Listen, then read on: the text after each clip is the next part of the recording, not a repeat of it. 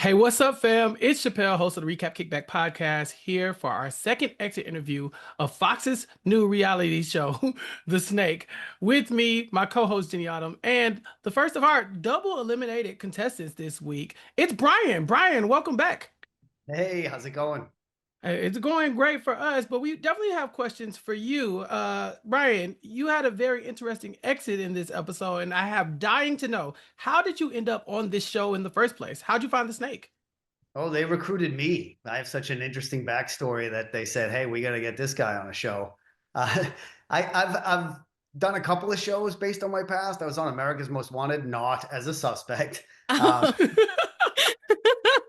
they brought me on to consult on a case that they were doing that was jewelry stores. So Oh, that's wow. my dad and my brother robbed. So they just brought me on because they wanted to show instead of just showing dirt bags, they wanted to show somebody that had actually turned their life around. So that was a lot of fun to do. I'd love to ask a little bit more about your background and how it extended into this game, Brian, because obviously like we've got people from like different career paths and stuff here, and yours is a very interesting story and backstory. Like you were literally branded as the ex-con here. But I would say that, in the time that we got with you in the game, you were playing a pretty clean game. You weren't really doing much backstabbing here. How did you feel like really accepted by all of the other players? And were you using this game as a bit of like an image rehab of sorts? Like how did that weigh on you playing this game? I walked in knowing that I had a target on my back because everybody was asking who the ex-con was. So everybody Hmm. was like, "Who's the ex-con?" Everybody thought that I was in tech, which They thought you were the tech manager. They thought you were the Catherine. yeah, they did. So because you came out of the box and you looked around and only there were some people that were clearly, hey, I know what that is. But you didn't. I thought everybody thought Frankie was a magician, and myself included. So when I looked around and there were some people not absolutely distinguishable as to what they were, I knew that nobody knew that I was the ex-con. So, short of me going in there and at gunpoint taking the 100 grand, which was also a plan of mine, I knew that I had to do something a little bit different. And I decided to play it exactly opposite the way that everybody thought I would. A little bit truer to my actual character, which is, I'm pretty mild-mannered. I'm not the badass everybody thinks that I am. That was more my father and brother. Yeah, so you talk about coming from a family of ex-cons, but you also bonded with Katherine because she too came from a family of ex-cons or a family of cops, depending on what day you ask her. What is your relationship like with Katherine, like throughout the game? Explain to us kind of how y'all bonded because it did seem like she was your number one ally. Oh no, I told Katherine on the way back from the first challenge on the way to confront the dinner crew that I knew she was full of crap. I thought she was full of crap from the second I laid eyes on her. And from that, we bonded. She wasn't any different from anyone else in the house that accepted me for who I am.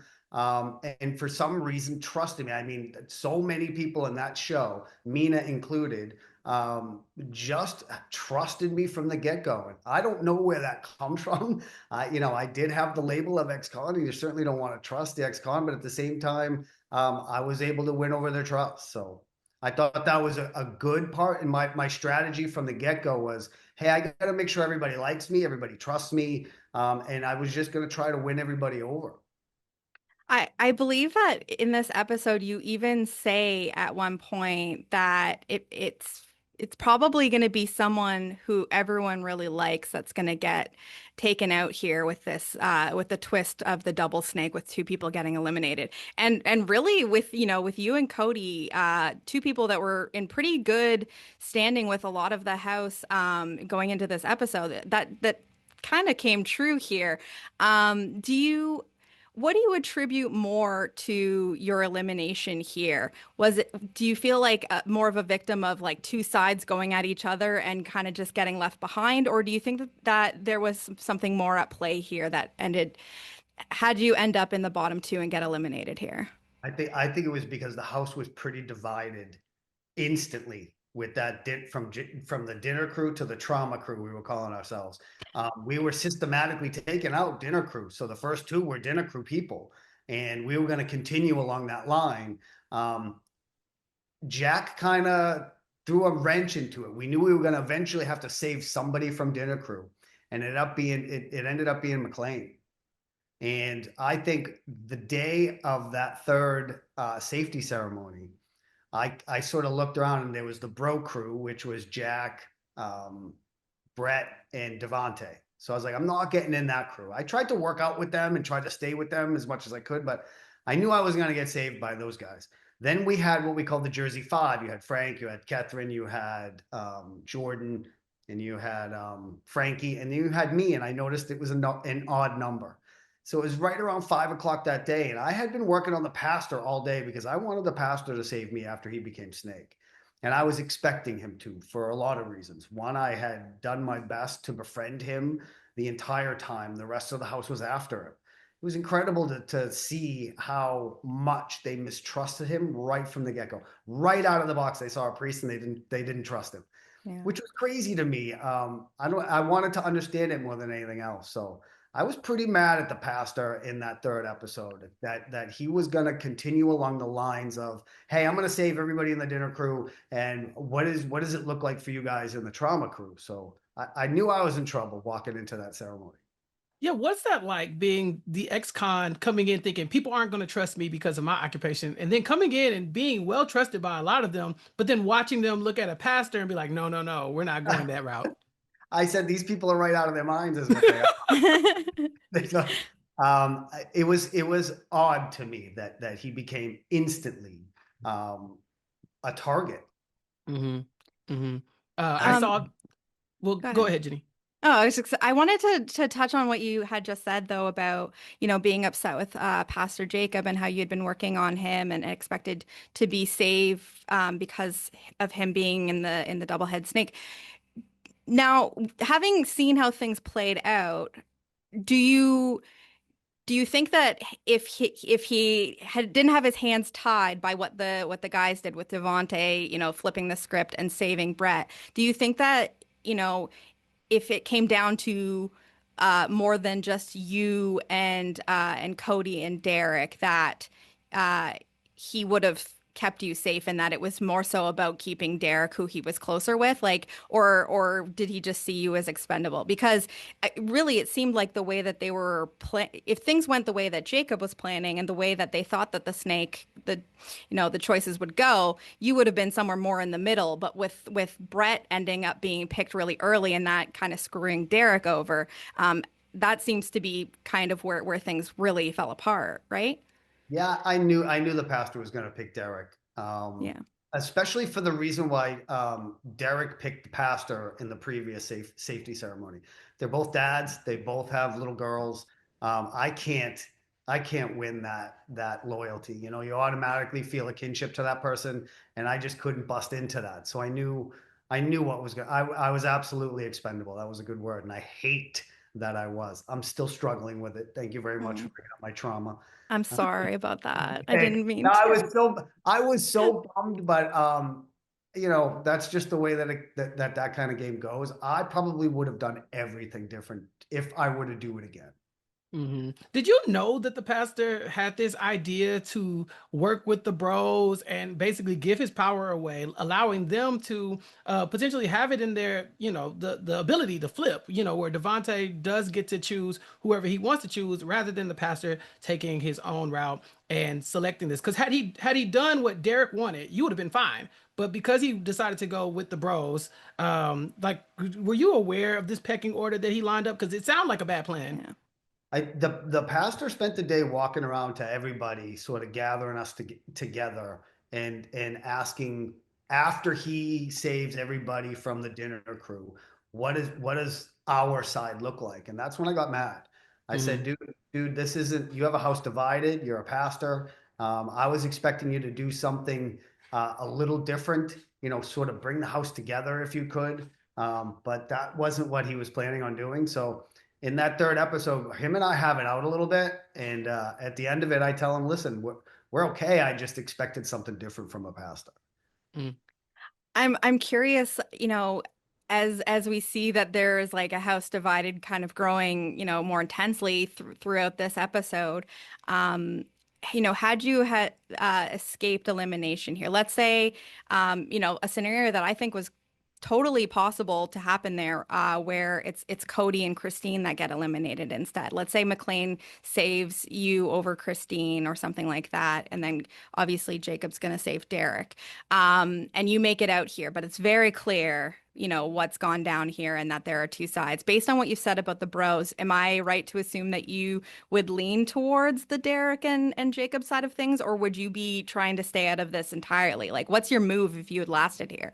Oh, I was in that snake pit, really afraid to go back to that house. I was like, Hmm. I want to go back, but I'm afraid because there is a clear picture unfolding here Mhm. where there was actually three factions. There was the dinner crew, there was the bro crew, and then there was that final five. So I wasn't really part of any of them. You know what I mean? So I no, I think the detective and I were never going to save each other. That just would have been weird on TV to have the detective. Be funny though. It'd be It really really would funny. have. It really would have. And like I said, I was disappointed that I couldn't win Jacob over enough for him to sort of switch his gears and sort of go against the flow. I think he just got caught up in what an expectation of what was going to happen, and none of it happened. He said he stood up on Yeah. that podium and he saw it unfold exactly the opposite of way that he had hoped, and that's the beauty of the game, right? So I sat in that snake pit saying, "This is how this game is supposed to work." So I was pretty happy with the fact that it was going the way that it was supposed to happen. So let's talk about the challenge, the cockroaches. Oh, I believe you no. said something to the effect of, "I'd rather go back to jail than to do the I'd rather go back cockroaches." to I no, I would. It was the challenges are amazing. As soon as I walked into the first one, I was like, I've dealt with snakes my whole life. I can deal with a snake. The second one, I surprised myself. I found some intestinal fortitude, and I was able to drink that drink and make it into the winner's circle. Couldn't deal with the eggs, but when I saw that it was cockroaches, I said to myself, you know what, I have to get through this, and I have to win this because it's really the only position of power and I want to feel what it's like. And I wanted to feel what it was like with Frankie because I love that guy. So when I saw Frankie start to unravel just before we got into that box, I kind of whispered to him and I said, "Dude, I know you can't do this." And he's like, "I don't even know if I can pull the thing." He's like, "I don't even Mm. know if I can last 1 second with him on me." And I said, "All right, listen, we'll have a safe word." And I let him off the hook. Um, I wanted to go through that challenge. I wanted to win that. I'm like, this is ours. I can deal with them crawling on my face long enough to do the puzzle and hopefully come out as the snake. And I would have loved to share that position with him. But I knew once I saw his face, it wasn't going to work. It wasn't going to happen. Mhm. Um, Brian, you seemed really upset when you didn't get chosen and you're ultimately fed to the snake here. Um, it seemed like your displeasure was mostly aimed at Katherine, but w were you speaking more broadly to some other people? I know you say that you felt a little bit betrayed by Pastor Jacob as well, but besides Katherine, who, I assume you expected would save you here, were there other people that you feel like let you down? Oh, I tell Brett that I don't even want to hear whatever he was going to say to me while I was Mhm. standing there. Brett was somebody that I instantly like when I go into any social situation, I pick out, these are the people, just their energy I don't like. And it's usually something going on with me. And Brett reminded me so much of my brother. And it just put my back right up. But I had to change gears. I had to say, I got to win this guy over. I can't just ignore him for the entire competition. And it was tough to get Brett on my side. It was tough to get Brett to actually like me because the guy's pretty guarded. He was already in his little crew. So what I was expecting him to save me. I really was. So it wasn't Katherine because Katherine had done her job. She had orchestrated saving me twice. So I really couldn't expect any more from her. I was just mad in general, and I wanted to argue. I wanted to fight because that's my first instinct. But it was Brett that I was mad at. I didn't even want to hear anything that he had to say in terms of why I was down there and why I was going home. Well, especially like you get to find out that, if things had gone the way that they were supposed to, it would have been him instead of you, right? So Yeah. that stings, yeah. Still, you're Yeah. bringing up feelings. You're bringing up I'm feelings. so sorry. I didn't mean to make this like therapy, but okay. Oh, it's quite all right. It's quite all right. So when you're eliminated, we get the words from you, but like, who are you rooting for at that point once you are leaving the game? Because we heard who you're close to, but like, what are you hoping happens after you exit? I had we'll call it a come to Jesus moment, probably after episode 2, where I said to myself, I am not ever going to stand in that snake pit with a father who is there to make their families better and try to take them out. I could not see myself taking out Pastor Jacob or Derek. And if it came down to me or them, I decided, I'm going to sacrifice myself. So I was going to throw myself on a blade. I was going to be a martyr for the first time in my life, that if I had made it to that point, I just couldn't. You know, I guess if you want to call it morals, would not let me do that. I had a crappy dad. I had a dad that ended up sending me to prison. So it was so psychological for me that I was going to refuse and hand over that money to either one of them. But if it came down to me and McLean, no way am I giving it to Joe. Yeah, no way. I loved Jack. I loved everybody else, but those were the two guys that I thought, they came to a show to make their families better. And that's the exact opposite of what my father did. So I was in a little conundrum there. So I'm rooting for both of them. Either one of those that make it will be fine with me. That's lovely. Brian, I gotta ask. So, this you said that you were recruited. They found you. They found you interesting. They wanted someone with your background on this show. And not your first foray into TV, but your first foray into competitive reality TV. Did this unlock any competitive spirit in you to do something like this again in the future if given the opportunity? Well, 100%. I'm Yeah. addicted. I'm addicted. I would do it. No, because when I came home, if you would have asked me this question a week after, I would say no. I would not. I was in a box with bugs. So Yeah. no. Um, They but don't no, all have boxes with bugs, but Most of them some of do. them do. Yeah. um, I would absolutely do it again because it's a once in a lifetime experience. There's not a lot of people, just like prison, there's not a lot of people that can say they've been there. Probably more people have been to prison than on a reality show. So that's, that's helping There's things. definitely a Venn diagram of some and both. Hmm. Yeah. Hmm. Right. Um, no, I would love to see an all ex-con snake. Ooh, Wow. Yeah. That's that'd what I be would fun. That's what I would love. I think you could fill a house and have a very different dynamic than you saw in this one. So, Okay. And Snake All Stars. yeah, what's been your right? experience watching it back though? You've experienced it one way, and now you're going to see a lot, things that you were there for, but you didn't see it through that lens. What's the TV watching experience been like? Oh my God, I have my phone right by my side, ready to text any of the other contestants that talk crap about me. Who's in the corner telling, "Let's get rid of the ex-con"? It's really hard to see yourself on TV. It is for me. Like in that first episode when the sun was behind me and it was lighting up my face, I saw my grandfather. I was like, oh my God, I look so old.